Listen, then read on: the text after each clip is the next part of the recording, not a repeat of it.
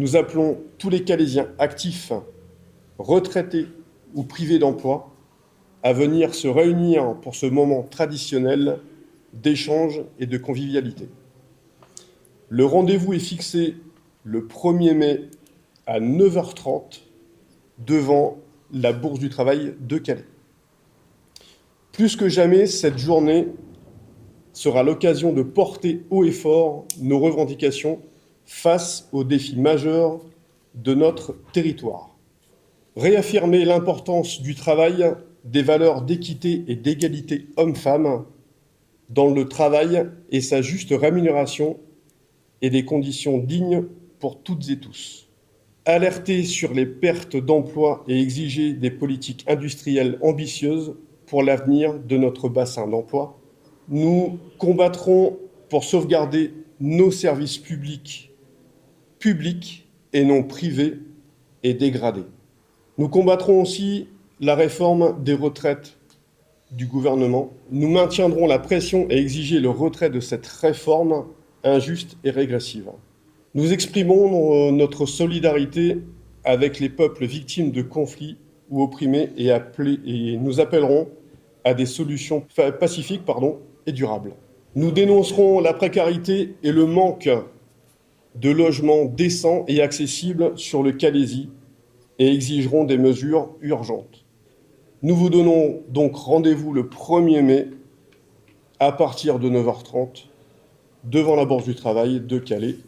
Je vous remercie. L'idée, c'est de faire un gros rassemblement. Alors, on l'a mis sous le thème de la paix et tout ce qui va avec la paix. On estime que s'il n'y a pas de paix, il n'y a pas de progrès social. On entend trop économie de guerre. Bon, on sait ce que ça veut dire, et les plus anciens encore mieux. Nous, on veut une économie de progrès social, et pas une économie de guerre, parce que c'est toujours les mêmes qui s'enrichissent.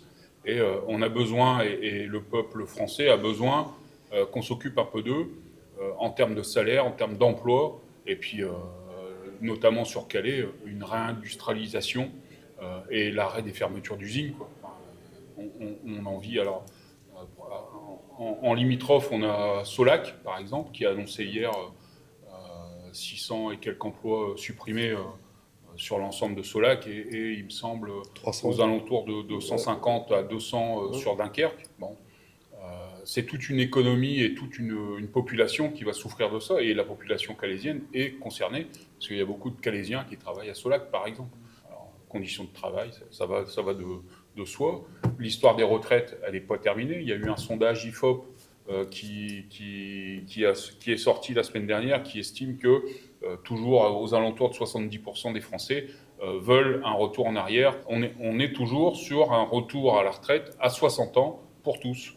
Voilà.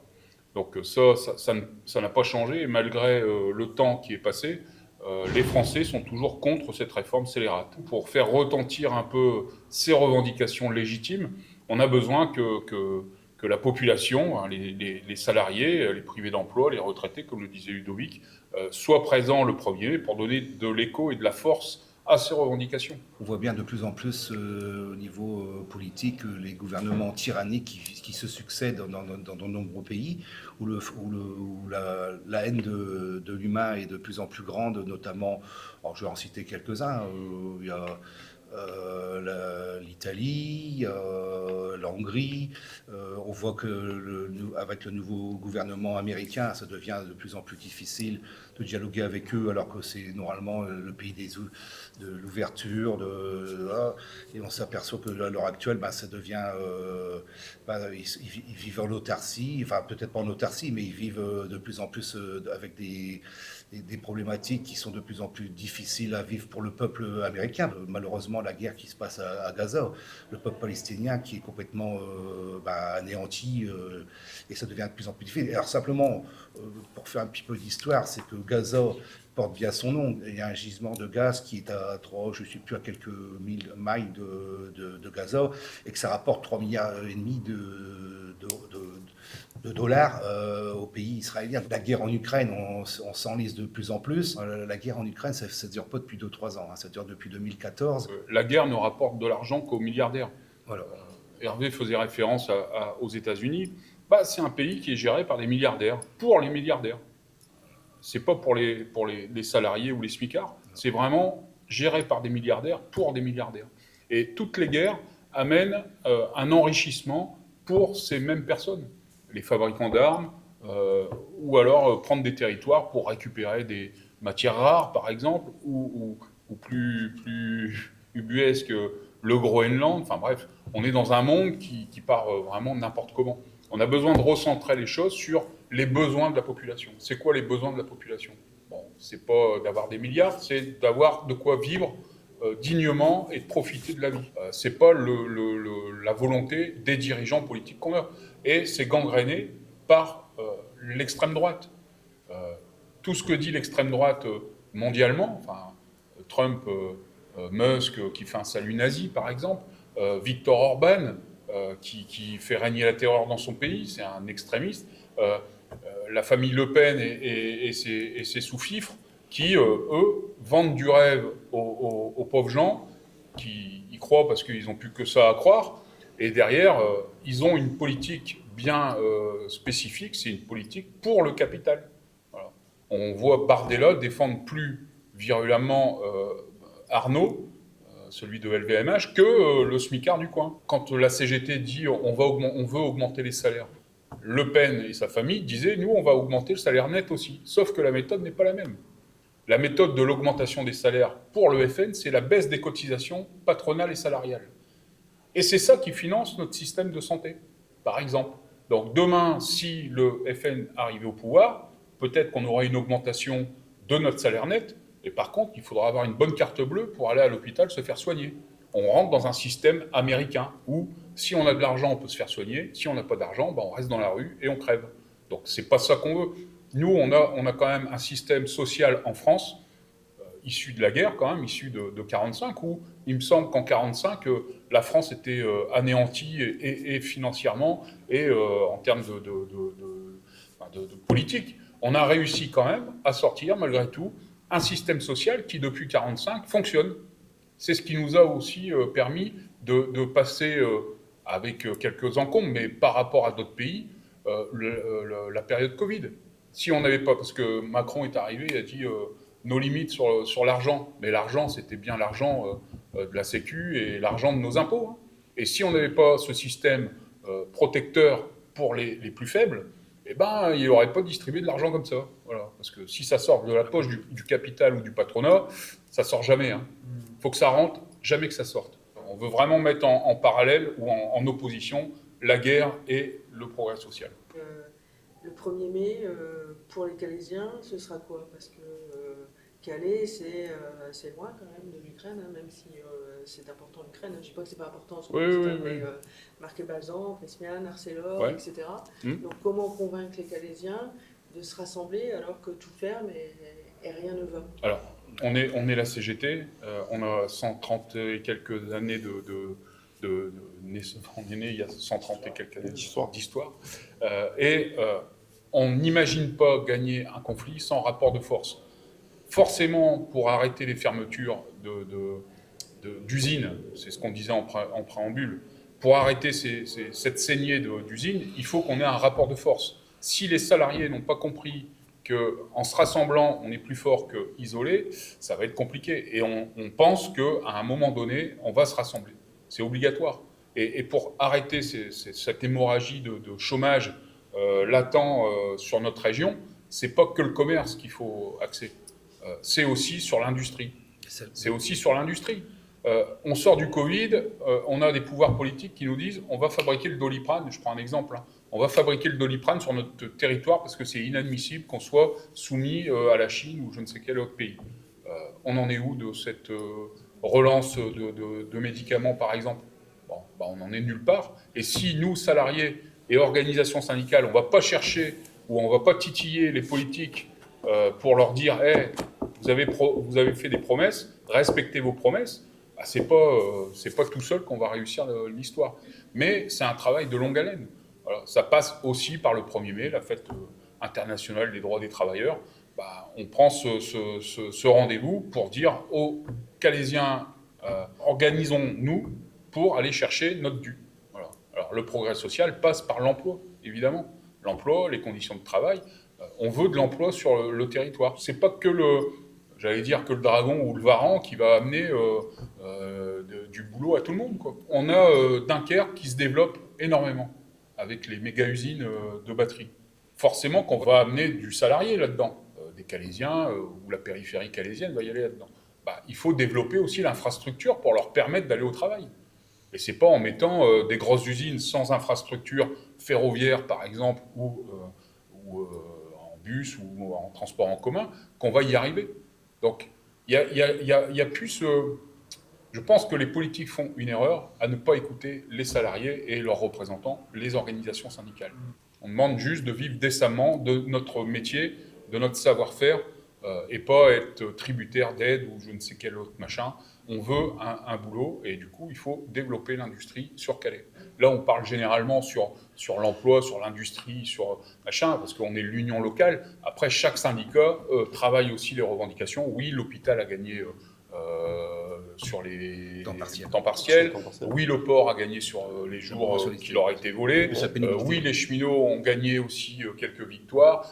Oui, Alcatel est nationalisé à moitié. Donc oui, il y a des avancées. Mais regardons s'il n'y avait pas ces luttes, on en serait où?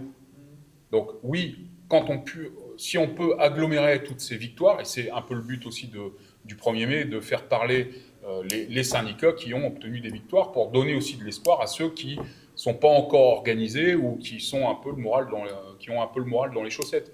Donc oui, on est source d'espoir aussi et on sait que la vie est cyclique et il y a des moments de bas et des moments de haut. On fait tout pour arriver à un moment de haut. Voilà. La sortie de la guerre, par exemple, ça a été un moment de haut avec des avancées sociales énormes. 81, ça a été des avancées sociales énormes. Les 35 heures, c'est une avancée sociale énorme aussi. Bon, on voit que depuis, il n'y a eu que de petits intermèdes de la gauche au pouvoir. Bon, on voit que la droite, depuis qu'elle est au pouvoir, on va tous mourir, on n'a plus de sous, on est en déficit et tout va bien. Nous on est en alerte, on est là, on est alerte, on essaye de faire de façon à ce que l'opinion publique nous rejoigne.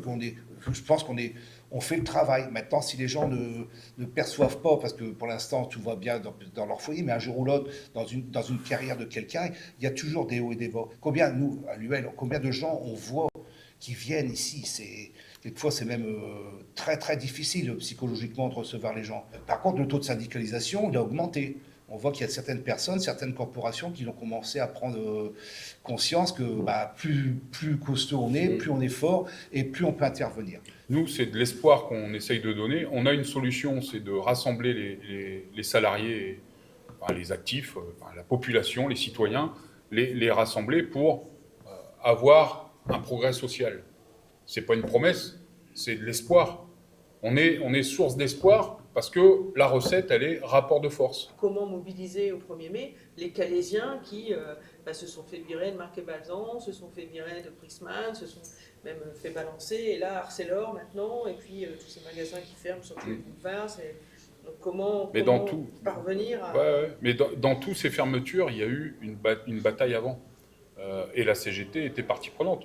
Je vais prendre Prisman, par exemple. Calais. La CGT, elle était présente. Calais, la CGT était présente. On est allé jusqu'au bout des choses. La seule chose qu'on n'a pas réussi à faire, c'est faire l'amalgame de tous les Calaisiens pour défendre. Balzan, c'est pareil. On les a reçus, on a essayé d'activer un peu les choses là-dedans. Bon, force est de constater que quand on n'est pas touché, nous, on voudrait inverser la tendance en disant prenons le taureau par les cornes et puis allons chercher le progrès social par le biais d'emploi et de machin. C'est pas une promesse, c'est juste un signe d'espoir. Voilà. On va pas arriver en chantant l'international, on a tout gagné, c'est pas vrai. On est dans une difficulté, vous avez raison, les Français ne font plus confiance aux politiques et du coup, tous pourris et nous on est dans le lot. Voilà. Et c'est une erreur, je pense, parce qu'on n'a pas le pouvoir. Si on avait le pouvoir, ça se saurait et on n'en serait pas à revendiquer une retraite à 60 ans, des augmentations de salaire et tout ce qui va bien pour avoir du progrès social. On n'a pas le pouvoir et on est mis dans le même lot. À un moment donné, les Français, et Hervé le démontrait par le fait d'une augmentation du taux de syndicalisation, le démontrait aussi par le nombre de visites qu'on a ici au service juridique, c'est un flot continuel de personnes qui sont en désespérance par rapport à leur vie de salariés. Nous, notre rôle, c'est de les organiser et d'essayer d'obtenir des trucs en essayant effectivement de faire comprendre qu'on n'est pas dans le lot des tous pourris. Nous, le rôle de l'UL, c'est d'agglomérer ces luttes professionnelles en dénominateur commun, interprofessionnel, les retraites, les salaires, le progrès social en général. Voilà. Notre rôle, c'est d'essayer d'agglomérer un peu toutes ces luttes dans les boutiques pour pouvoir avoir des avancées là-dedans. C'est inacceptable ce qui se passe, on laisse tout faire. Les gens, il faut qu'ils prennent conscience qu'on doit se mobiliser. Et moi, j'ai vécu dans mon entreprise, on a fait des sacrés combats et on a gagné parce que quand je me retournais, j'avais 400-500 bonhommes derrière moi. L'union fait la force et on a gagné. On aimerait que chaque citoyen aille demander des comptes aux politiques. Sur notre région Nord-Pas-de-Calais, le mensonge, il a pris le pouvoir. Hein. Le FN est présent presque partout. Hein. On a vu un peu les dernières législatives. On en a une d'ailleurs pas trop loin de chez nous, qui a été élue d'ailleurs au premier tour, et qui, on vient d'apprendre par la presse qu'elle vivait gracieusement et grassement, on va dire, sur le dos du contribuable. Bon, et puis ça passe, quoi. Donc à un moment, il faut le réveil des citoyens. Allons chercher la vraie info, essayons de décrypter ce qui se dit, et puis déjà votons mieux, et ne tombons pas sous les promesses et les sirènes. Le FN prospère sur les réseaux sociaux. Nous, on essaye de dire la vérité et de proposer l'outil syndical pour s'organiser. Le rapport de force nous fait gagner des choses. On n'a rien eu sans le rapport de force, y compris en 1936, où il y a eu énormément de grèves, malgré que ce soit le Front populaire au pouvoir. Les congés payés ont été obtenus par la mobilisation des salariés, par le biais de leur syndicat.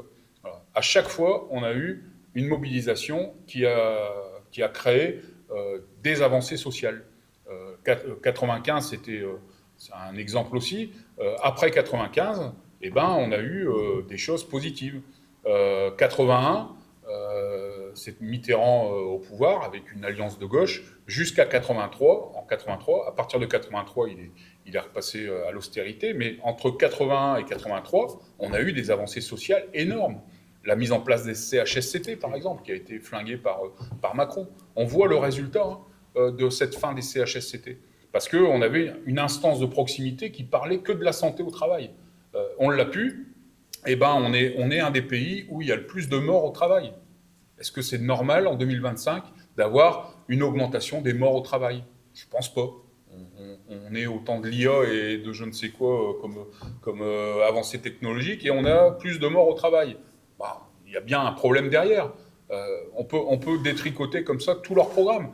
L'histoire des banlieues et des machins, qui a cassé la police de proximité? C'est bien Nicolas Sarkozy en 2006 ou 2007, quand il est au pouvoir. Il dit quoi? Il dit « Ah, moi, les policiers ne sont pas payés pour jouer au ping-pong. » Ouais, mais sauf que le temps qu'ils jouent au ping-pong, ils avaient un œil sur les petits gamins du quartier, et puis il y avait un certain respect qui s'instaurait. Et il y avait une présence, la nature n'aidant pas le vide. Et une fois qu'on enlève ces polices de proximité, forcément que la mafia ou les bandes prennent le pouvoir. À chaque fois, on peut détricoter une mesure qui a été prise. À chaque fois. On interpelle les citoyens à essayer de réfléchir et de dire est-ce que c'est bien? Et oui, effectivement, on a du mal à gagner. On a de l'espoir et notre rôle, c'est de redonner de l'espoir aux salariés. Ça passe par le 1er mai, forcément, mais pas que. On envisage aussi, jusqu'à la fin d'année, quelques rassemblements pour réindustrialiser, comme on a fait au mois de février dernier. Une grosse manifestation sur l'industrie à Calais. Quelle réponse on a des politiques? Pour l'instant, on n'en a pas. On n'en a pas. Les grandes paroles européennes disent qu'il faut qu'on soit en autarcie, qu'on arrive à se souvenir de nos propres moyens. Et d'un côté, l'acier, c'est comme un truc important. Et d'un autre côté, on va les produire en Inde. Il y a des trucs qui ne vont pas, il y a des trucs qui ne vont plus, là. L'Europe, ça doit être une Europe sociale avant d'être une Europe capitaliste. Il faut que le maçon portugais et le maçon belge ou le maçon français, on ait la même convention collective tracée vers le haut, forcément montée vers le haut, avec les mêmes droits, les mêmes. Et là, on pourra avancer économiquement. faut pas oublier que nous, on fait partie, on est entre les Russes et puis les États-Unis. Nous, ça s'appelle le glacis. C'est-à-dire que s'il y a des conflits, c'est pas eux qui vont se battre. Ça va se terminer vite fait, bien fait sur l'Europe. Et si nous, on n'est pas fort, alors qu'on a une économie très forte Nous, ce qu'on demande sur cet exemple de Solac, par exemple, c'est la nationalisation de Solac. Oui. Comme on a eu la nationalisation d'Alcatel. C'est une des bonnes nouvelles, sans creuser plus que ça, mais au moins, ça pérennise un peu, parce que c'est stratégique aussi, le fibre. On aurait aimé que Prisman en soit de même. C'était un peu ce qu'on revendiquait. Et du coup, ça porte du crédit à ce qu'on revendique sur la nationalisation d'entreprises stratégiques. La droite, elle a flingué tout ça. Elle a donné au privé, donné au capital toutes les entreprises stratégiques. Et quand on est dans un moment de dur, je prenais l'exemple du Doliprane, on se retrouve avec Sanofi qui fait plus de Doliprane parce que ça rapporte pas un rond, ou ça rapporte pas assez. Ils préfèrent faire un vaccin, je ne sais lequel, machin, qui rapporte un fric de fou. Et puis, le petit truc, on fait pas parce que ça rapporte pas, quoi. Voilà. Donc à un moment, il faut que l'État reprenne son rôle de stratège. Prenons Catensis, un exemple aussi, ils sont en train de se battre pour pas fermer l'usine. Bon, elle fera partie certainement des prises de parole du premier, mais Catensis, l'entreprise, s'il n'y avait pas la CGT un peu forte là-dedans, qui revendique et qui propose des choses, une alternative aussi, on en serait où? L'usine, elle serait fermée depuis longtemps. Et ce n'est pas nos politiques qui vont sauver. Gardons l'emploi au pays. Voilà. Et arrêtons ce qui s'est passé avec la dentelle, par exemple. On a vendu les brevets et les machines au Sri Lanka et à droite et à gauche. On est allé former à droite et à gauche. Et puis maintenant, il reste 36 tulistes à Calais. C'est super, 36 tulistes. Voilà. Et Balzan vient de fermer. On avait un contrat militaire, machin. Même l'État français, elle dit non, je le fais plus en France, je le fais ailleurs. Est-ce que c'est logique? Non. Et que disent les salariés, que disent les citoyens, et que dit la CGT là-dessus? Nous, on a des propositions. Et je reviens toujours à essayer d'organiser les choses. Il faut que les citoyens s'organisent. Il y a un truc sur le discours sur la nationalisation, en fait, c'est que je trouve qu'il est paradoxal, parce qu'à la fois, on demande à ce que les entreprises, elles soient nationalisées, et après, on parle des entreprises, entre guillemets, des fonctions publiques qui sont nationalisées, donc le fret, la santé, etc., et où ça se passe très mal. Et en fait, ce qui, moi, m'étonne, là où ça se passe très mal en gestion. Oui, d'accord. En fait, moi, ce qui m'étonne, c'est pourquoi on n'a pas un discours un peu plus costaud là-dessus, parce que si c'est nationaliser et remettre avec un État, donner ça entre les mains d'un État qui est plutôt, qui a des réflexes bourgeois, patronal, etc., pourquoi on ne parle pas de socialisation, de mettre, des syndicats à la tête des conseils d'administration, en fait, de redonner aux travailleurs les mains de l'outil de travail. Oui. Parce qu'en fait, la nationalisation, le problème, la logique qu'il y a là-dedans, c'est qu'on nationalise, mais c'est un moyen de remettre compétitif un outil, que dès qu'il est compétitif, on s'en débarrasse. Oui, parce qu'il n'y a pas une volonté... Non, mais je suis d'accord avec ça. Il n'y a pas une volonté... il y a une volonté d'utiliser les deniers publics pour remettre à flot une entreprise et après la refourguer aux petits copains privés. On est d'accord là-dessus. Par contre, nous, ce qu'on veut, c'est un État stratège qui donne les moyens aux services publics de faire. Voilà. Le fret est un bon exemple. On en est où de l'aspect climatique? Il me semble que c'est un peu le bordel. On est en plein dérèglement climatique. On en est où de la circulation sur l'A16, par exemple? C'est un bordel, c'est des trains continuels de camions. Qu'est-ce que l'État français fait pour mettre le fret? Elle dit le fret ne fait plus partie du public et maintenant c'est une entreprise privée. Ça vient de passer au 1er janvier, Exafret. C'est plus Fret SNCF, c'est Exafret. Voilà. Point. Terminé, c'est une entreprise privée avec un accord de transition de 36 mois, mais c'est privé. Est-ce que c'est logique? Est-ce que ça correspond aux besoins des citoyens? Alors, quand on parle de fret ferroviaire, on dit, on met sur un train, c'est 40 camions. Un train de fret, c'est 40 camions. On enlève 40 camions par train de l'autoroute, par exemple. Accidentologie en baisse, la pollution atmosphérique en baisse, et puis on est bien mieux comme ça, quoi. Moins de bruit, moins de passages, moins de trucs, les camions qui sont partout. Les camions, c'est des camions polonais, des camions hongrois, des camions biélorusses, bref, c'est tous les pays où on a pratiqué le dumping social. Parce que le but du jeu, c'est de pratiquer le dumping social. C'est fabriquer plus avec beaucoup moins. Voilà, donc moins de salaire surtout. La question, c'est est-ce que c'est le modèle de société qu'on veut? Nous, à la CGT, on dit non. on a des alternatives. Et oui, l'État stratège doit être stratège et pas prendre l'usine, la mettre à flot avec le pognon public, avec nos impôts, et puis de le fourguer à une entreprise privée qui va se gaver là-dessus. Et une fois, il y a un exemple européen qui vient de sortir de l'Europe, en Angleterre. L'histoire du ferroviaire anglais, par exemple. Le ferroviaire anglais, au moment de Thatcher, tout privatisé. Et le rail, et ce qui roule sur le rail. Bon, privatisé, les entreprises comme Virgin, comme toutes les entreprises privées, sont arrivées là-dedans, ont exploité les lignes, mais sans jamais régénérer le rail, parce que ça coûte. Donc, ils se sont fait du pognon, et puis à un moment, il y a eu des accidents ferroviaires. Qu'a fait Tony Blair? Il a renationalisé le rail, tout en laissant les entreprises privées continuer de travailler. Ça veut dire qu'il a demandé une deuxième fois à la population anglaise de payer ce qu'avaient pété les entreprises privées. Et qu'est en train de faire l'Angleterre en ce moment? Parce que c'est plus assez rentable pour les entreprises privées, elle renationalise, y compris maintenant les compagnies. Donc elle laisse la concession se terminer. Une fois la concession terminée, hop, elle reprend à sa charge, en stratège, le fonctionnement ferroviaire. Et nous, on y rentre. À un moment, les exemples mauvais, on devrait s'en inspirer et puis de dire, ah ben non, on va pas faire cette connerie-là. On va essayer de donner les moyens, parce que c'est ce qu'on revendique. Dans les hôpitaux, on demande quoi? Des moyens. Alors, des salaires, de l'emploi, des lits. C'est ça qu'on demande. On ne demande pas plus. Des soignants. Voilà. Et que fait l'État? Bah, dit, j'ai pas de sous. Parce qu'on gère l'hôpital comme une entreprise. Bah, je suis désolé, ça se gère pas comme une entreprise. Voilà. On n'a plus la même population qu'en 1945. On a des personnes qui vivent bien plus longtemps, donc ils ont besoin de bien plus de soins. Bah oui, on doit mettre les moyens. Est-ce que c'est stratégique de donner les moyens? Moi, je dis oui, en tant que citoyen. Mais que dit l'État? Bah, elle dit, on sert, et puis s'ils ne sont pas contents, ils iront se soigner dans le privé, par exemple. On voit bien la tête des gens qui sont... en général, à la direction des hôpitaux de France, ce ne sont pas des soignants. Ce sont des gens qui sont là pour faire du chiffre. Le mot patient n'existe plus pour eux. C'est le mot client, c'est des clients. Alors que c'est pas ça la base, se faire soigner. C'est quand même quelque chose d'essentiel dans la vie.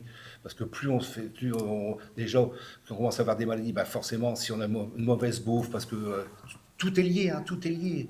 Tout est lié. Si par exemple, les gens ils ont une mauvaise dose, qu'ils n'ont pas d'emploi, ils mangent un peu difficilement, ils mangent n'importe quoi, ils vont être plus vite malades. Alors que si on fait une prévention, qu'on donne un service, qu'on donne à des emplois, à des bons emplois, pérennes et puis stables, et avec des bonnes rémunérations, les gens ils vont se nourrir mieux. Qu'ils disent se nourrir mieux, et ils vivront plus longtemps et ils iront moins souvent au médecin. Et c'est tout un engrenage, c'est toute une chaîne à mettre en place.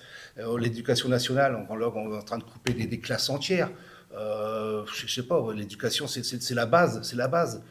Si les enfants sont pas formés correctement, qu'ils n'ont pas une bonne éducation, automatiquement, on voit ce qui va se passer, on sait très bien. Donc on met toujours des pansements sur une jambe de bois, à chaque fois, on rafistole. Non mais voilà un petit peu tout nous ce qu'on revendique, et c'est pour ça qu'on appelle la population calaisienne et des alentours à venir le plus nombreux possible, nos premiers, parce qu'après, voilà, on peut dialoguer, on peut discuter. Et puis alimenter nos réflexions aussi, voilà, et puis ça. donner du poids à nos réflexions. Voilà.